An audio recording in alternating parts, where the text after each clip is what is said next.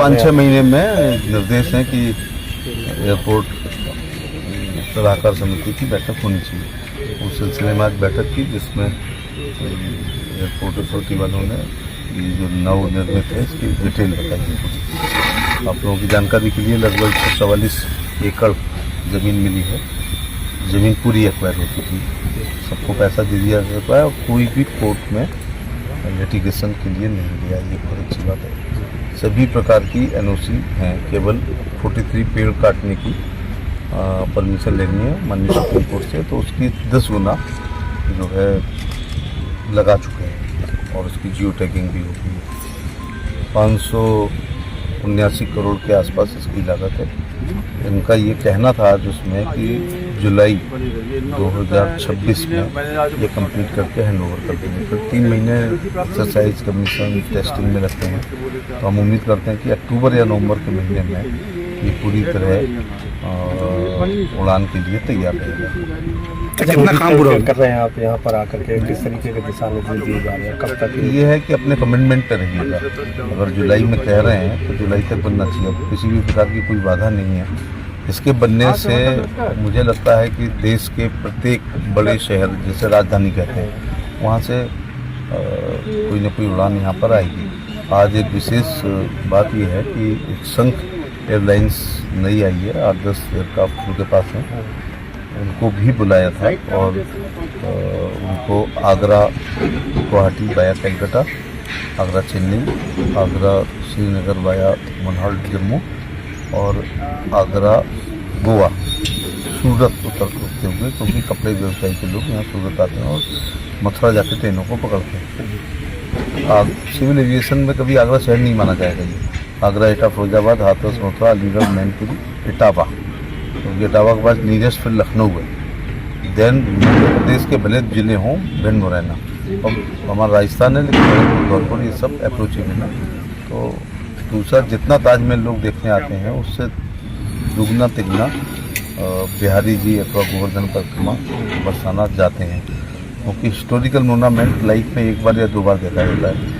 Religious की कोई सीमा ही नहीं है कि 100 बार, 200 बार, 400 बार जब मौका मिलता है। तब मैं कल ही बिहारी जी गया, तो समय बचा था, थोड़ा बिहारी जी होकर चले गए। तो आगरा एयरपोर्ट का पूरा फ़ायदा जो है मंत्री जी, पर्यटन नगरी है, तमाम लोग यहाँ पर आते हैं, काफ़ी फ्लैटें पहले से चल रही थी, लेकिन कुछ बंद कर दी गई है, क्या चल नहीं रही थी? यही तो प्रॉब्लम है। एयरपोर्ट 90 साल पुराना है। इसमें वर्षों से, मैं अपने पुराने सांसदों की आलोचना नहीं करना चाह रहा, लेकिन तब एनजीटी बहुत ज़्यादा ध्यान नहीं देती थी, टीटी जेट पैदा नहीं हुआ था और माननीय सुप्रीम कोर्ट में याचिका करने का बहुत ज़्यादा प्रचलन नहीं था और एयरपोर्ट मेरे ख्याल से 90 साल पुराना होगा। लेकिन आगरा, दिल्ली, खजुराहो, बनारस एक फ़्लाइट हुआ करती थी, फिर वो बंद हो गई, फिर वो अजीत सिंह जी ने चलाई, फिर वो 2 दिन चलाई, उसमें फ्राइडे चला दी, जिसमें ताजमहल बंद रहता है। हमारे ही कार्यकाल में मोदी जी के आशीर्वाद से और सिविल एविएशन मंत्री हमारे सिंधिया जी हों या नायडू जी हों, आगरा मुंबई चल रही है। आगरा बेंगलुरु डायरेक्ट फ्लाइट रखता था, आगरा मुंबई, आगरा हैदराबाद, आगरा बेंगलोर और आगरा अहमदाबाद।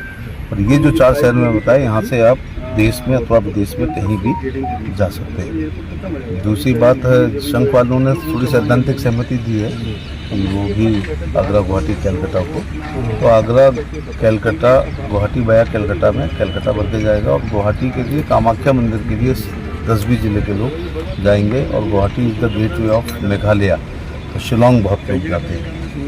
इधर सूरत के लिए कपड़े के लोग, आगरा, एटा, फिरोजाबाद, हाथरस, मथुरा, मैनपुरी, छोड़ दो बड़े जिले, फिर नीचे उतरो आप, बापनाथ, फतेहाबाद, एतमादपुर, टूंडला, जलेसर, सादाबाद, अबागढ़, मारारा, मिठैची, सोनोपुरी, सर्किट, पटियाली, अलीगंज, गोवर्धन, माठ, यहाँ के कपड़े व्यवसायी सूरत के लिए जाएंगे, तो ये फ्लाइट भर के जाएगी। देश में कोई पर्यटक आता है तो ताजमहल और गोवा उसके दिमाग में रहता है, तो आगरा, गोवा, बीच में हॉल्ट सूरत और जो मुख्य मार्ग है, जैसे कि खिरिया मोड़ से यहाँ तक का, तो क्या जब ये तैयार हो जाएगा, क्या इसका भी संरक्षण इसमें है? निश्चित तौर से सड़क को चौड़ा करेंगे और बिजली भी कहीं से आ रही है दक्षिणांचल की, उसका भी काम चल रहा है। और ख़ास तौर से यहाँ जल निकासी नहीं है, तो वाटर ड्रेन, और फिर ये अपने आप में एक बहुत बड़ा इलाका होगा जिसके पानी को निकालना होगा।